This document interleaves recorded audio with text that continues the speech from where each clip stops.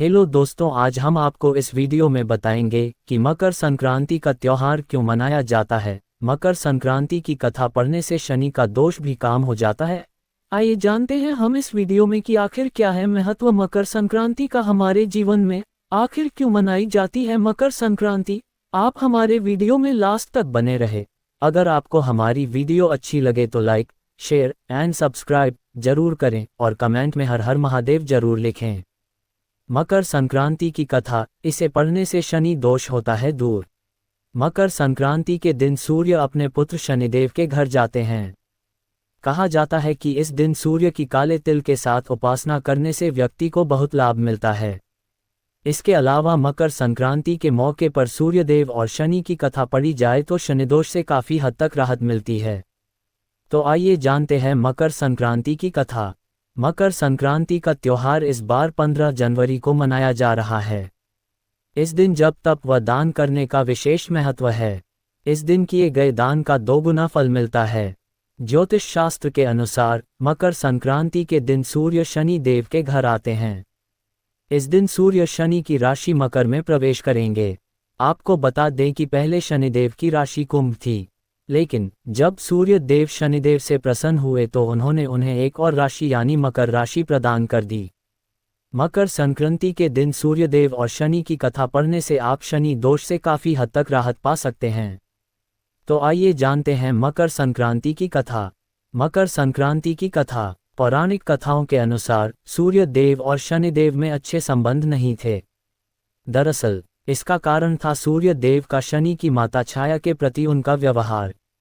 दरअसल शनि देव का रंग काला होने के कारण सूर्य देव ने उनके जन्म के दौरान कहा था कि ऐसा पुत्र मेरा नहीं हो सकता।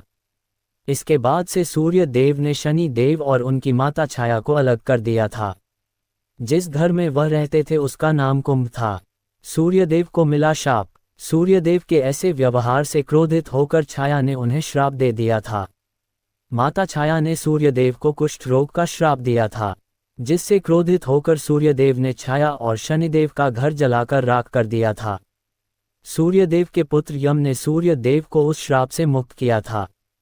साथ ही उनके सामने मांग रखी थी कि वह उनकी माता यानी छाया के साथ अपने व्यवहार में बदलाव लाएं। छाया और शनि से मिलने पहुंचे सूर्यदेव। इसके बाद सूर्यदेव छाया और शनिदेव से मिलने के लिए उनके घर पहुंचे थे। जब सूर्यदेव वहां पहुंचे तो उन्होंने देखा कि वहां कुछ भी नहीं था, सब कुछ जलकर बर्बाद हो गया था। इसके बाद शनिदेव ने काले तिल से अपने पिता का स्वागत किया था। शनिदेव के ऐसे व्यवहार से प्रसन्न होकर सूर्यदेव ने उस दिन उन्हें नया घर दिया जिसका नाम था मकर। इसके बाद से ही शनिदेव 2 राशियों कुंभ और मकर के स्वामी हो गए। शनिदेव के इस व्यवहार से प्रसन्न होकर सूर्यदेव ने उन्हें ये भी कहा कि जब भी वह मकर संक्रांति के मौके पर उनके घर आएंगे तो उनका घर धन धान्य से भर जाएगा। उनके पास किसी भी वस्तु की कमी नहीं रहेगी।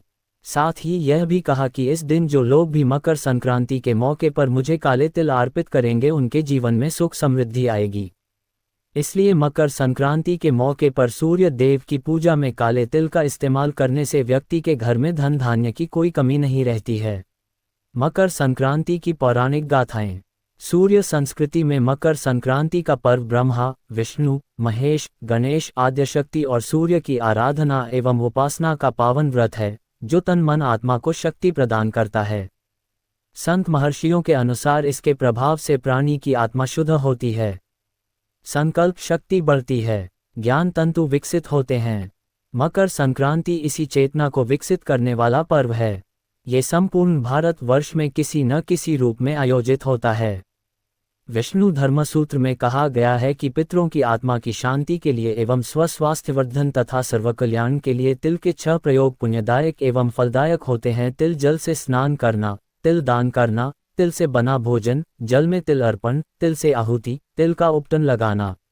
सूर्य के उत्तरायण होने के बाद से देवों की ब्रह्म मुहूर्त उपासना का पुण्यकाल प्रारंभ हो जाता है। इस काल को ही परा अपरा विद्या की प्राप्ति का काल कहा जाता है। इसे साधना का सिद्धिकाल भी कहा गया है। इस काल में देव प्रतिष्ठा, गृह निर्माण, यज्ञ कर्म आदि पुनीत कर्म किए जाते हैं। मकर संक्रांति के एक दिन पूर्व से ही व्रत उपवास में रहकर योग्य पात्रों को दान देना चाहिए। रामायण काल से भारतीय संस्कृति में दैनिक सूर्य पूजा का प्रचलन चला आ रहा है।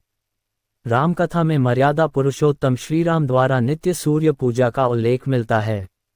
राजा भागीरथ सूर्यवंशी थे, जिन्होंने भागीरथ तप साधना के परिणामस्वरूप पापनाशिनी गंगा को पृथ्वी पर लाकर अपने पूर्वजों को मोक्ष प्रदान करवाया था। राजा भागीरथ ने अपने पूर्वजों का गंगाजल, अक्षत, तिल से श्राद्ध तर्पण किया था।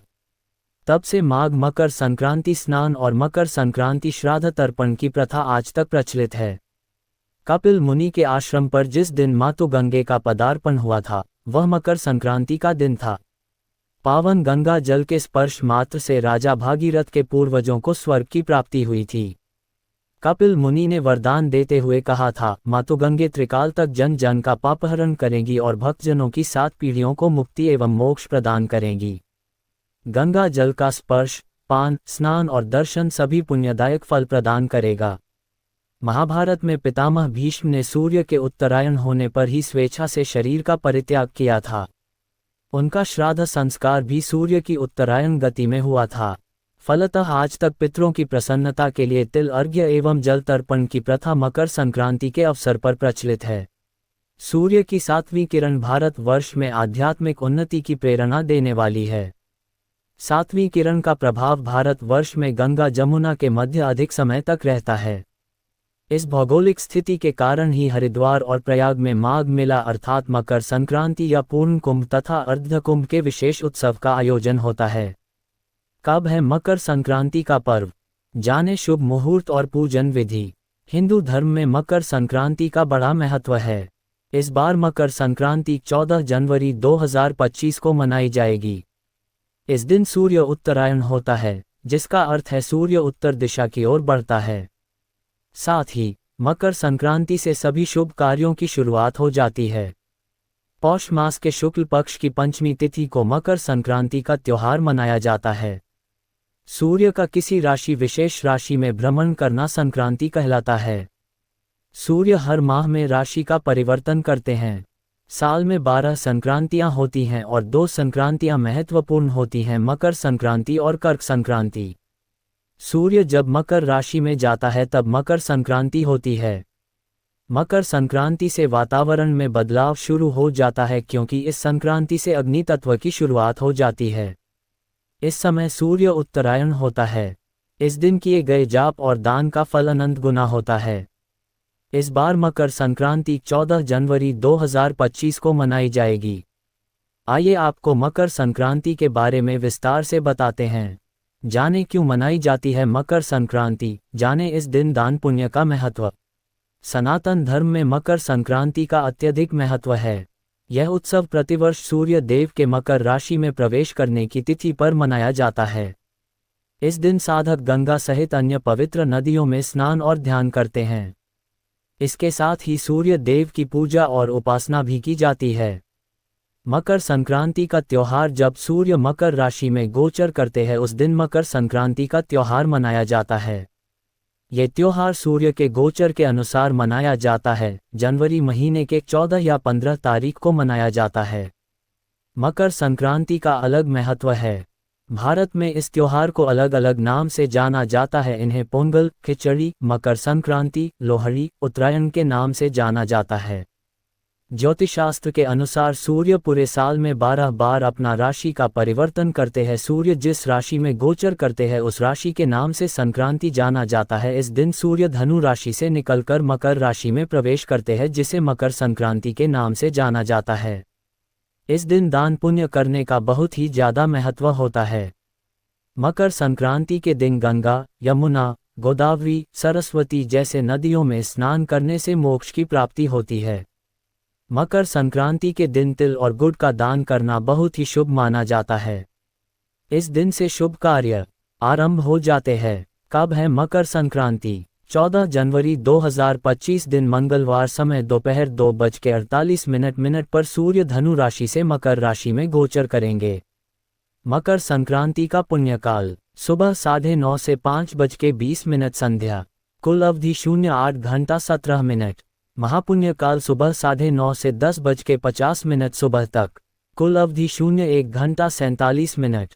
मकर संक्रांति का भौगोलिक महत्व। भारत कृषि प्रधान देश है। ये त्योहार माघ के महीने में मनाया जाता है क्योंकि इस समय किसान खेत से धान का फसल कटाई करके तेलहन और दलहन की फसल की कटाई का दौर आरंभ होता है। शरद ऋतु का अंत तथा बसंत ऋतु का आरंभ होता है। इसलिए किसान मकर संक्रांति को बहुत धूमधाम से मनाते हैं। मकर संक्रांति का महत्व। खगोल शास्त्र के अनुसार सूर्य का 2 अयन है जिसे हम उत्तरायण तथा दक्षिणायन कहते हैं। एक वर्ष में 12 महीने होता है और सूर्य के 2 अयन होने के कारण एक अयन की अवधि 6 महीने का होता है। मकर संक्रांति के दिन से सूर्य उत्तरायण में होते हैं और आगे 0-6 महीना तक सूर्य उत्तरायण ही रहेंगे। मान्यता यह है जब सूर्य उत्तरायण होते हैं इस दिन से राक्षस का रात्रि आरंभ होता है और देवताओं का दिन की शुरुआत माना जाता है।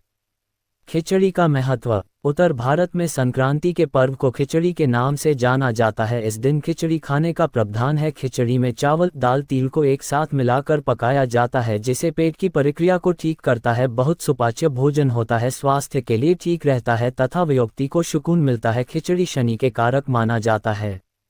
मकर संक्रांति के दिन दान क्या करें। मकर संक्रांति के दिन स्नान करने से ग्रह दोष दूर होते हैं। इस दिन कंबल, तिल, काला उड़द, गुड़ का दान करने से मोक्ष की प्राप्ति होता है। इन कारणों से मकर संक्रांति का पर्व बन जाता है। और भी विशेष जानिए क्यों है खास।